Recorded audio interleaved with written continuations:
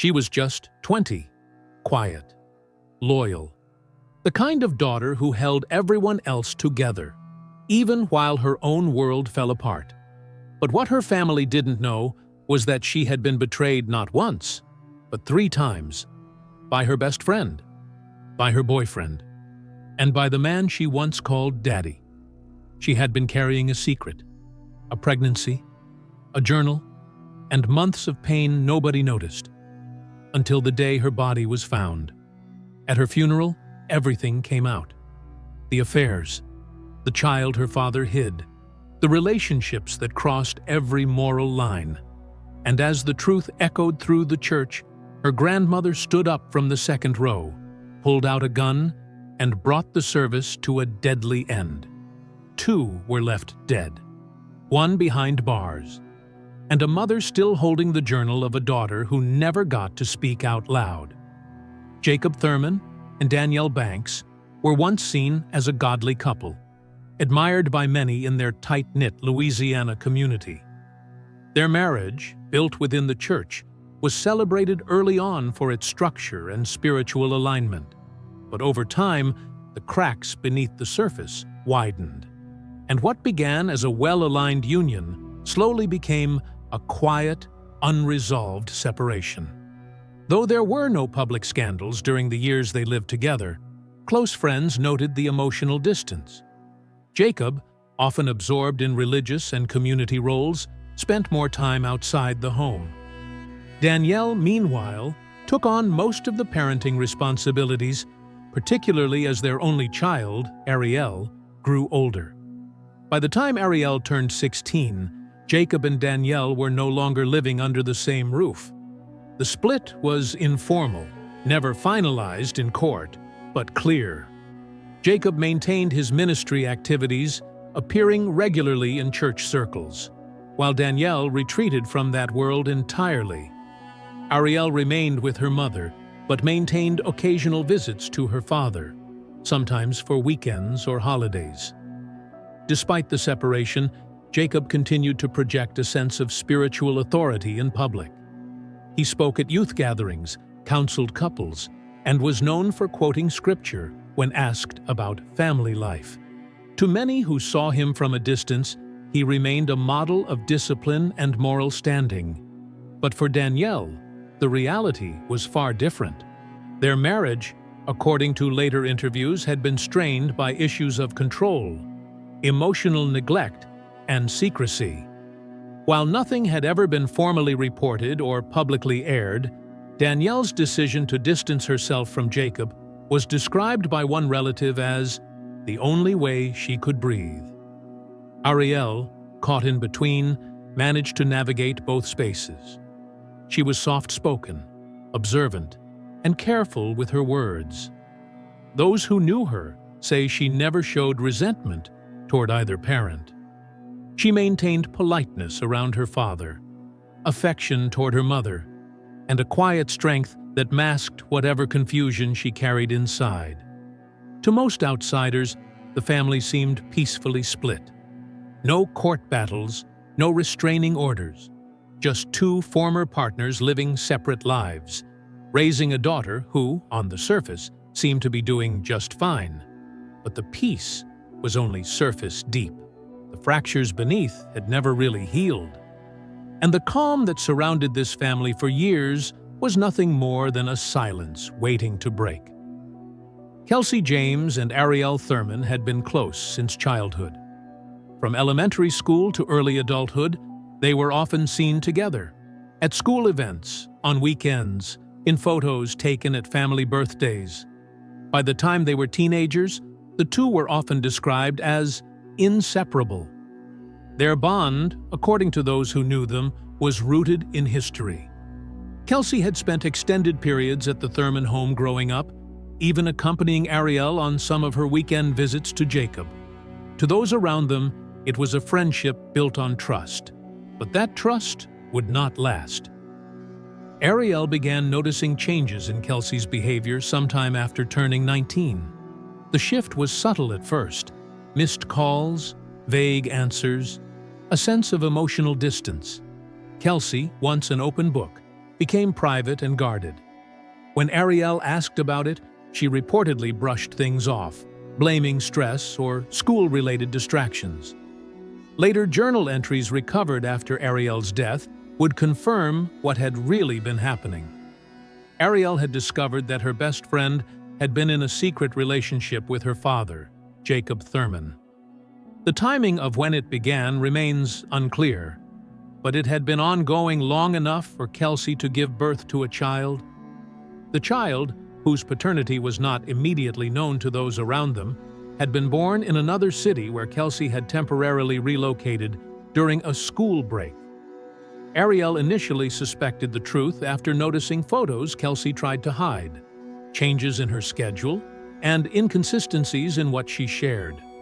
She didn't confront anyone directly, but her writings showed growing distress and emotional collapse. In one entry, she wrote of her disbelief that the two people she trusted most had crossed a line so unimaginable. No one in Ariel's circle knew what she was carrying. No one knew that the friend she had grown up with was raising a child fathered by her own father. And no one could have imagined that the betrayal didn't end there. After discovering Kelsey's hidden relationship with her father, Ariel Thurman found herself emotionally shattered. But she wasn't completely alone, at least not yet. Her boyfriend, Jalen Miles, remained the only person she believed hadn't failed her. In the middle of everything else falling apart, he became her emotional anchor. They had been dating for over a year. Their relationship was private but consistent. Jalen was present during her transitions, her struggles with the family separation, and even some of her tensions with Kelsey. Ariel had come to depend on his emotional steadiness. What she didn't know was that the betrayal she had already uncovered was only part of the picture.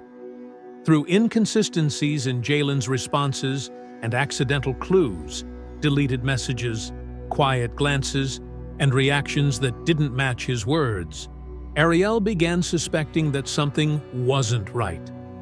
Her journal entries from that period reflect a growing sense of suspicion layered over exhaustion. She noted that the two people she had caught in the worst betrayal were still tied to the one person she had left. Eventually, those suspicions turned into confirmation. Using screenshots, social timestamps, and voice recordings she saved in her phone, Ariel uncovered a second betrayal. Jalen had also been involved with Kelsey. The overlap of timelines pointed to something deliberate, not a one-time mistake. The same woman who had secretly carried her father's child had also been romantically entangled with the man Ariel was building a life with. Worse still, Ariel was now pregnant with Jalen's child. That information didn't reach anyone else while she was alive. It was documented only in her journal, written clearly, with pain, resignation, and a growing sense that she had been systematically robbed of every safe space she ever had. At just 20 years old, she had discovered that her father, her best friend, and her boyfriend were all linked by betrayal, and she was carrying the consequence of it alone. The discovery of Ariel Thurman's journal would become the single most revealing piece of evidence in understanding what she had endured. It wasn't found immediately after her passing. In fact, it wasn't even known to exist until days before her funeral, hidden beneath a stack of spiral notebooks in the bottom drawer of her bedroom dresser. The journal was handwritten, plain-covered, and undated on the front. But inside, it told a complete and harrowing timeline. Page by page, Ariel chronicled her descent into emotional isolation, beginning with her first suspicions, moving into discovery, and eventually into acceptance of the betrayals she had no power to stop. The early entries reflected confusion. Detailed moments when Kelsey became distant, when Jalen became unavailable, and when her father began acting strangely protective of her friend. She didn't jump to conclusions. Instead, she recorded patterns, things she saw, phrases she overheard, timelines that didn't align. but the tone of the entries changed once she confirmed the truth. The middle sections of the journal documented the unraveling. She described the moment she found out Kelsey had given birth, the silence that followed, and her realization that the father of the child was her own. She recorded how she tried to keep going, attending classes, holding conversations, but felt as though she were disappearing inside. The final sections held the darkest revelations. Ariel had discovered that Jalen and Kelsey were still seeing each other. She wrote of sleepless nights, physical sickness, and how the pregnancy changed everything. Not once did she suggest retaliation. Not once did she name anyone outside the three individuals involved. She simply recorded her heartbreak, page after page. She never gave the journal to anyone, never sent a message, never made a call. But she placed the journal in the same drawer where her mother had once told her to keep things safe. There were no warnings, no letters, no final words beyond what had already been written. Ariel Thurman died by suicide just weeks after her last entry. No one knew what had happened, only that a 20-year-old girl had taken her own life. But that drawer had not been locked. And when Danielle, her mother, began sorting her belongings in preparation for the funeral, it was the first thing she noticed. The days leading up to Ariel Thurman's funeral were a blur for Danielle Banks. Most of it was spent fielding calls, responding to condolence messages, and sitting in silence as relatives dropped off food or offered prayers.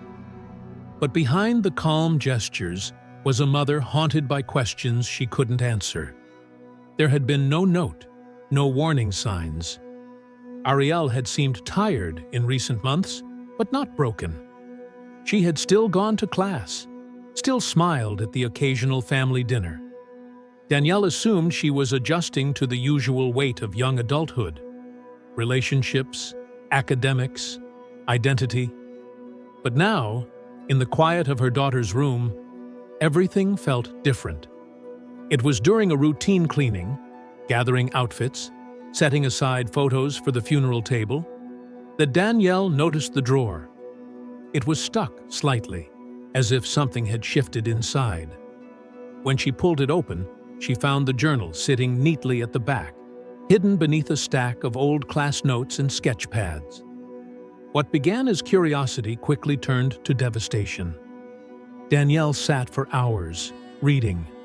What she found inside shattered whatever strength she had been clinging to. The betrayals, the pregnancy, the shame, the silence, the weight of every truth Ariel had never spoken out loud. Danielle turned the pages slowly, reading through every word as though she were listening to her daughter speak for the last time.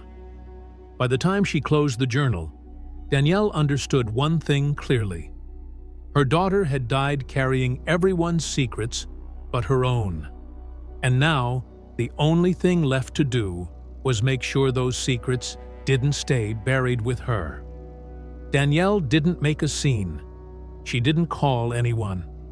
She simply returned the journal to the drawer, closed the door to the room, and began preparing to speak at the funeral.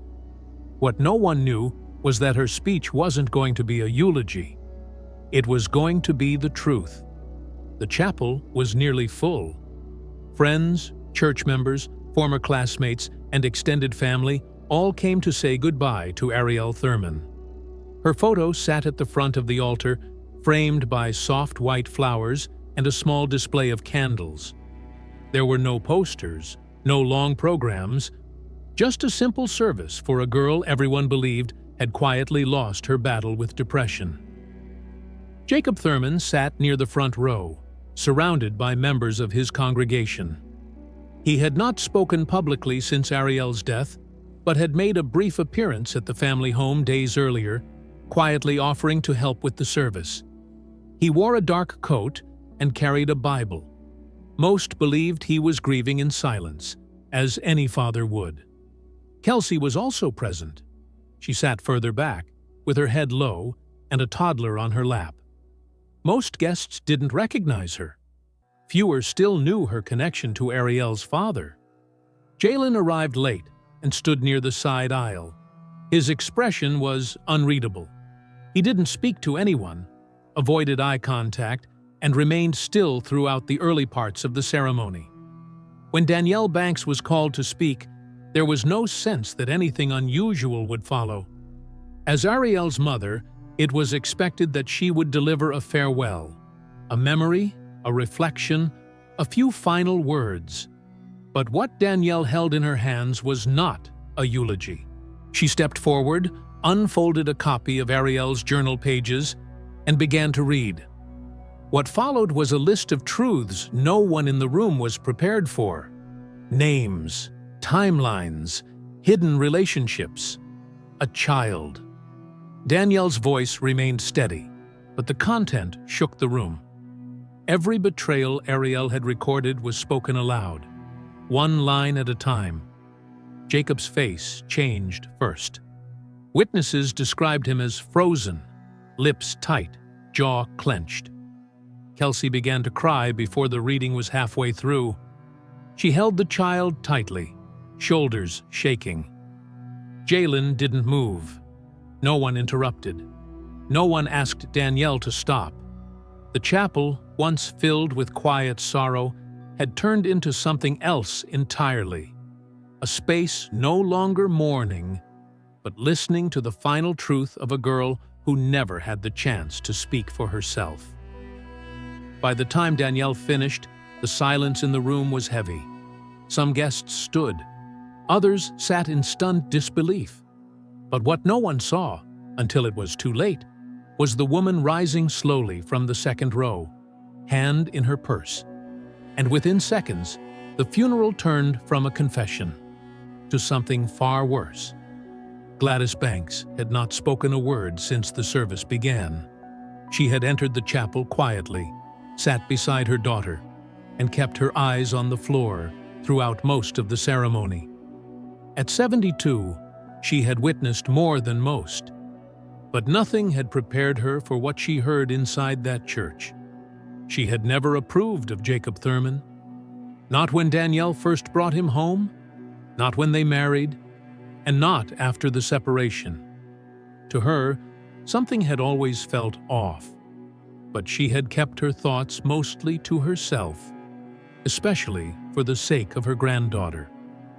Now, sitting beside a casket, listening to the pain Ariel carried in silence, the years of quiet resentment hardened into something else. When Danielle finished reading, Glattis stood up without a word. Her movements were slow, deliberate. No one around her reacted at first. She reached into her purse and pulled out a small concealed firearm, legally owned, previously unregistered for public carry. Witnesses recalled hearing a brief gasp, followed by 2 loud cracks. The first bullet struck Jacob Thurman in the chest before he could stand. He collapsed instantly, the Bible in his lap sliding to the floor. The second shot was fired just seconds later, this time toward the side aisle. It struck Jalen Miles in the neck as he tried to move. He too fell to the ground before anyone could reach him. Panic erupted. Guests dove for cover. Screams echoed across the chapel walls. Kelsey grabbed her child and crouched behind the last pew. The pastor overseeing the service was escorted out by 2 men, while others tried to call 911. But Glattis did not flee. She placed the firearm gently on the pew beside her and waited, eyes forward, hands resting calmly on her lap. According to responding officers, she did not resist arrest. She simply stood, walked toward them when instructed, and was escorted out without a struggle. The funeral, meant to bury 1 life, had now claimed 2 more. And a grieving grandmother, who had once warned her daughter never to marry the man in the casket, was now facing charges of her own. The first responding officers arrived within 6 minutes of the 911 calls. By the time they entered the chapel, the scene was chaos. Guests were huddled near exits. some crouched behind pews, others sobbing or frozen in place. 2 bodies lay still, one at the front near the pulpit, the other slumped near the side aisle. But the shooter wasn't hiding. Glattis Banks stood calmly between 2 pews, her hands folded, her purse open beside her. The firearm had been placed on the seat next to her, exactly where she had left it. She didn't speak, didn't cry, and didn't ask for legal counsel. When officers gave instructions, she complied fully. She was handcuffed on the spot and escorted outside, where she was placed into the back of a police vehicle without resistance. One officer later noted in his report that she showed no panic, no confusion, and no regret.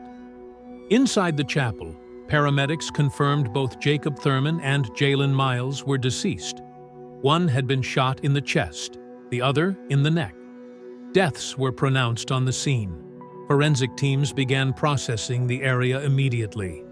Witnesses were pulled aside, phones collected, and statements taken. Danielle Banks was briefly questioned outside the chapel, but emotionally unable to respond.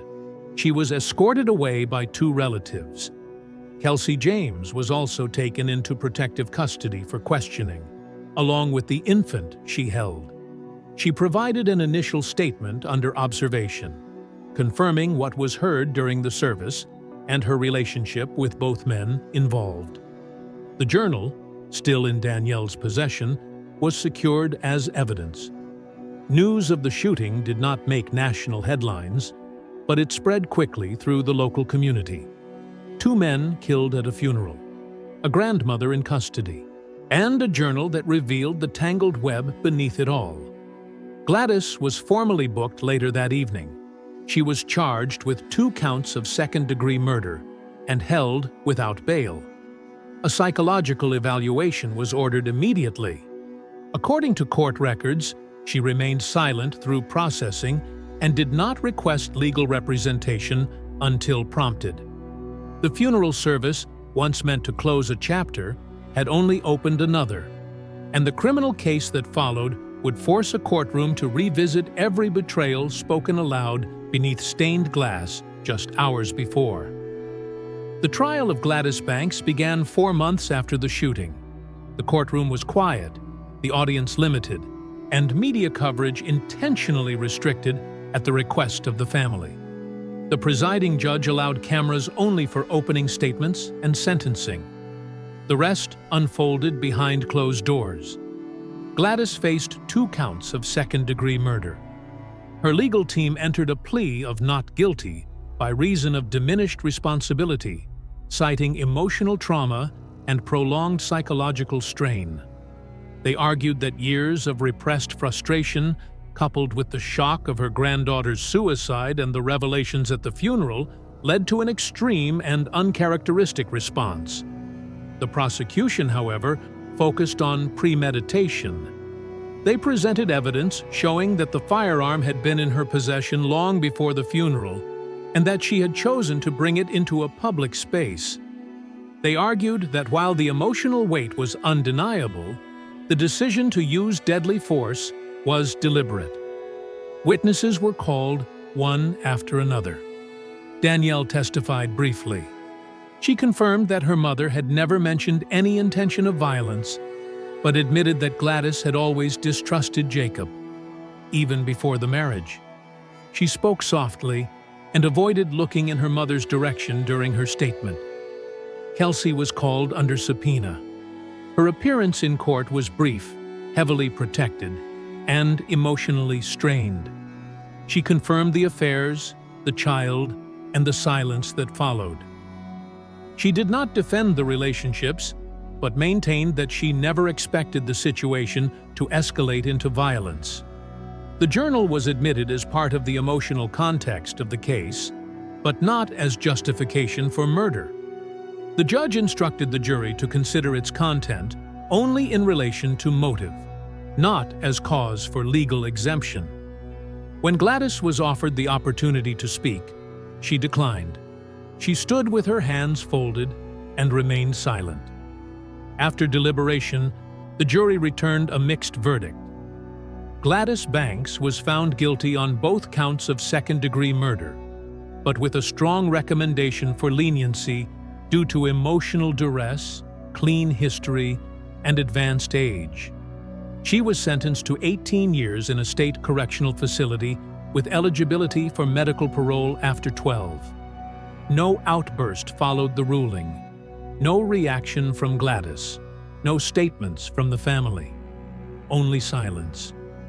The trial closed with no appeals filed, and with that, one of the most complex family tragedies the county had seen came to a formal legal end. After the trial, everything went quiet. Danielle Banks left town within weeks of the sentencing. She never returned to the home where Ariel grew up. Neighbors said the house was sold off quietly and left unmarked. Kelsey moved away with her child, avoiding the press and cutting ties with nearly everyone connected to the case. Jalen's family held a small private service. No details were ever released. Glattis Banks was transferred to a low-security state facility designated for elderly offenders. Her health began declining within a year. She received no visitors. Her only request, according to correctional staff, was for copies of Ariel's journal entries, something the court denied. No one built memorials. No books were written.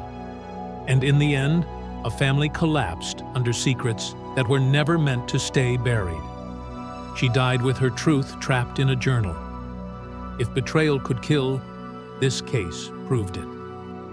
Subscribe to True Crime Corner, because sometimes the people who break you are the ones who once called you family.